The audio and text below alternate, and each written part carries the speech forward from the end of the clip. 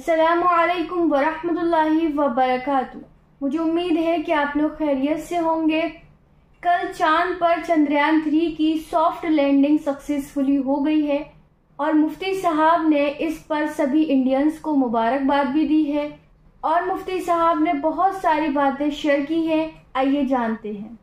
अस्सलामुअलैकुम वरहमतुल्लाहि वबरकातुहू। सबसे पहले तो मैं मुबारकबाद देता हूँ और अल्लाह से दुआ करता हूँ कि अल्लाह ताला हमारे इंडिया के वैज्ञानिकों को खूब कबूल फरमाए। अल्हम्दुलिल्लाह चंद्रयान 3 की सॉफ्ट लैंडिंग चांद पर हो चुकी है और इसी के साथ हमारा इंडिया दुनिया का चौथा मुल्क बन चुका है जिसने चांद पर सॉफ्ट लैंडिंग की है और दुनिया का अकेला ऐसा मुल्क बन चुका है जिसने चांद के एक ख़ास एरिए पर सॉफ्ट लैंडिंग की है जो सबसे ख़तरनाक माना जाता था। सबसे पहले तो हम इसरो के वैज्ञानिकों को मुबारकबाद देते हैं और अल्लाह ताला से उनके लिए ढेर सारी दुआएं करते हैं कि अल्लाह ताला इसी तरह से हमारे इंडिया को कामयाबी अता फ़रमाए और ख़ूब तरक्की अता फ़रमाए। मेरे अज़ीज़ भाइयों, मेरी बहनों, आप लोगों को पता है कि चाँद जो है ना वो हमारी पृथ्वी से 4 लाख किलोमीटर है और चंद्रयान 3 को चाँद पर पहुँचने में तकरीबन 40-45 दिन का टाइम लगा। क्यों भेजा गया है? कुछ बातें हैं ज़रूरी जो मैं आप लोगों से शेयर करना चाहता हूँ।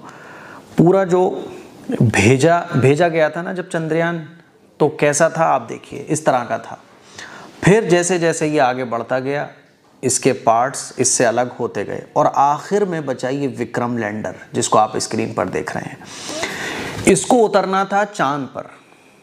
इससे पहले 2 दफ़ा इंडिया ने चंद्रयान को भेजा है लेकिन क्रैश हो गया वो किसी वजह से।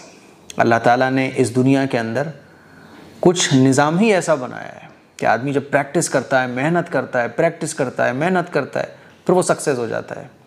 आप जितनी भी वैज्ञानिकों की लाइफ को उठा के देखोगे, जितनी भी चीज़ें आप आज इलेक्ट्रिक देख लो आप, या जो भी चीज़ें हमारे सामने दिन ब दिन वो सुधरती हैं और उनको पहले के टाइम में आप देखोगे तो अजीब सी लगेंगी।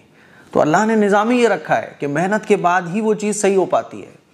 तो चंद्रयान 3 जो है भेजा गया था और फिर जो गलतियां हुई थी, जो कमियां रह गई थी, उस पर मेहनत की इसरो के वैज्ञानिकों ने और आखिर में ये विक्रम लैंडर जो है ना चांद पर उतर गया।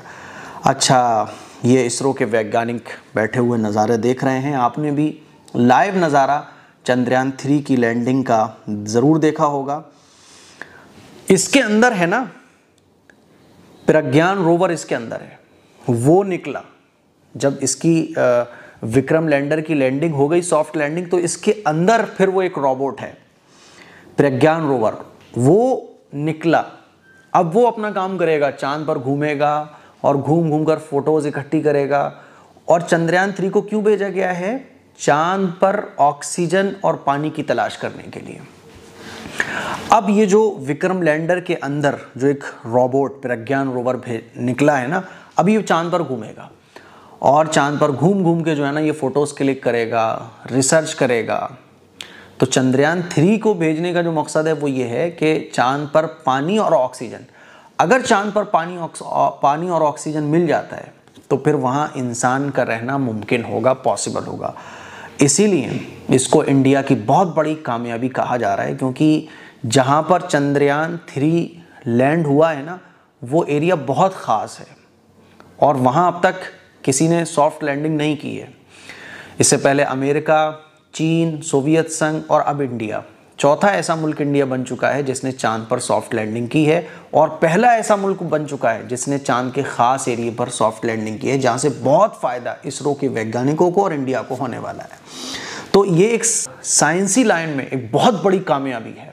पूरी दुनिया में इस वक्त इंडिया का नाम घूम रहा है, इंडिया के बारे में बातें चल रही हैं और इंडियंस जो हैं खुशी मना रहे हैं, सेलिब्रेट कर रहे हैं। इस मौके पर हम दुआ करते हैं और अल्लाह से दुआ करते हैं कि अल्लाह ताला इसी तरह से हमारे मुल्क में अमन व अमान कायम फरमाए, है ना। जिस तरह से खुशी का माहौल आज है ना, इसी तरह से हमेशा हमारे मुल्क को खुशियाँ देता रहे, अमन व अमान कायम फरमाए और इसरो के वैज्ञानिकों को अल्लाह ताला खूब कबूल फरमाए, उनसे खूब काम ले अपना। और जब इस तरह की खोजबीन होती है ना तो पता चलता है कि इतनी बड़ी कायनात है। आप अंदाज़ा करो कि इस दुनिया से 4 लाख किलोमीटर दूरी पर है चाँद, सूरज कितनी दूरी पर होगा, सोचो ज़रा। तो जब ये चीज़ें खुलती हैं ना तो फिर इंसान सोचता है कि हो ये कायनात इतनी बड़ी, कोई तो है इसका बनाने वाला। तो हमें उम्मीद है कि इंशाल्लाह इससे बहुत सारे लोगों को हिदायत भी मिलेगी। जैसे जैसे साइंस आगे बढ़ रही है ना, तो इंसान का माइंड खुलता है, वो सोचने पर मजबूर हो जाता है कि बिग बैंग विस्फोट से तो इतनी खूबसूरत चीज़ वजूद में नहीं आ सकती। बहरहाल इस मौके पर हम मुबारकबाद देते हैं अपने इंडिया के वैज्ञानिकों को और उनके लिए दुआ। माशाल्लाह मुफ्ती साहब ने बहुत अच्छी बात कही, मुबारकबाद भी दी है, और ये इंडिया के लिए बहुत बड़ी सक्सेस है। क्लिप को शेयर कीजिएगा। अस्सलामु अलैकुम वरहमतुल्लाहि वबरकातुहू।